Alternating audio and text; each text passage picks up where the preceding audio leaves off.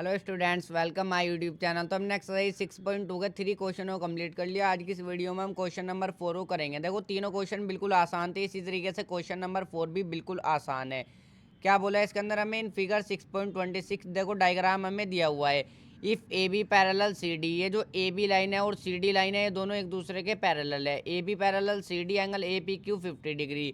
ए p q यानी कि ये वाला एंगल हमें दिया हुआ है 50 डिग्री, और पी आर डी, देखो पी आर डी 127 डिग्री, यानी कि ये वाला एंगल हमें दिया हुआ है 127 degree. Find x and y, देखो हमें जो है एंगल एक्स को फाइंड आउट करना है और एंगल वाई को फाइंड आउट करना है। अब इनको फाइंड आउट करना बिल्कुल आसान है, इनका सॉल्यूशन करते हैं। सबसे पहले तो यहाँ पर एक चीज़ को समझना है, ये वाला एंगल जो होगा हमारा किसके इक्वल होगा? इस वाले एंगल के इक्वल होगा। जब ये 50 है ना, तो ये वाला भी हमारा 50 होगा। रीजन अल्टरनेटिव इंटीरियर एंगल, देखो अच्छे से हमने पढ़ा है। दो हमारी पैरेलल लाइन होगी, ये हमारी एक ट्रांसवर्सल लाइन है, पी क्यू ट्रांसवर्सल लाइन हो जाएगी, तो ये एंगल जो है इसके इक्वल हो जाएगा। ये दोनों अल्टरनेटिव इंटीरियर एंगल है, तो रीजन भी यहाँ पर हम दे देंगे। एंगल एक्स जो होगा हमारा वो इक्वल होगा,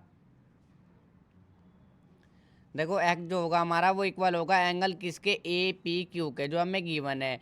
एंगल ए पी क्यू के, एंगल एक्स भी हमारा जो है यही हो जाएगा, reason alternate interior angle, alternate interior, INTERIOR, interior angles. तो यहाँ पर रीजन में दे दोगे, देखो बड़ा ब्रैकेट यूज कर लेता हूँ,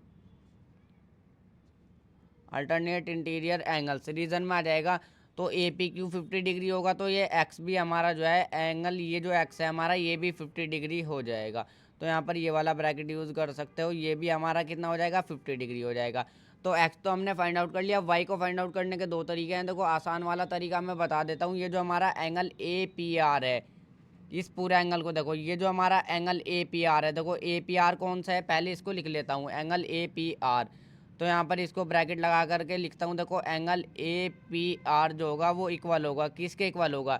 ये वाला एंगल किसके इक्वल होगा? देखो इस वाले एंगल के इक्वल होगा, जो हमारा कौन सा है? पी आर डी, यानी कि ए पी आर जो होगा हमारा वो पी आर डी के इक्वल होगा। बिल्कुल रीज़न यही आ जाएगा, अल्टरनेट इंटीरियर एंगल्स। देखो दो पैरेलल लाइन है और ये वाली एक ट्रांसवर्सल लाइन है इस बार, तो ये एंगल जो होगा वो इसके इक्वल हो जाएगा। जिन बच्चों ने इंट्रोडक्शन वाली वीडियो देखी होगी वो ईजिली समझ लेंगे, एंगल पी आर डी के इक्वल हो जाएगा, पी आर डी। तो यहाँ पर जो है रीज़न भी ज़रूर दोगे, देखो अल्टरनेट इंटीरियर एंगल्स, यहाँ पर यही सेम जो है उतार दोगे। अल्टरनेट इंटीरियर एंगल रीज़न भी हर बार ज़रूर देना होता है, तो यहाँ पर से 50 हो जाएगा। अब देखो इसको ध्यान से समझो, ये जो ए पी आर है हमारा, ए पी आर है, ये जो है इन दोनों एंगल को मिला करके बनता है। कौन कौन से को? ए पी क्यू को और क्यू पी आर, इसको मैं लिख सकता हूँ वाई वाले एंगल को क्यू पी आर।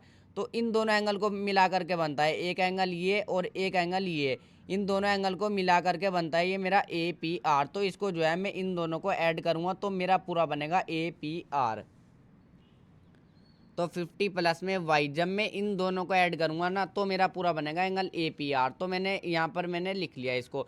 चाहे देखो पहले इस तरीके से लिखना, एंगल ए पी आर को मैं लिख सकता हूँ ए पी क्यू प्लस में क्यू पी आर, इस तरीके से लिख सकता हूँ। मैंने यहाँ पर डायरेक्ट दोनों को ऐड कर दिया, तो यहाँ पर जो है इक्वल में एंगल पी आर डी हमारा क्या है? देखो एंगल पी आर डी हमें दिया हुआ है, पी आर डी हमारा 127 डिग्री है, तो पुट कर दो 127 डिग्री।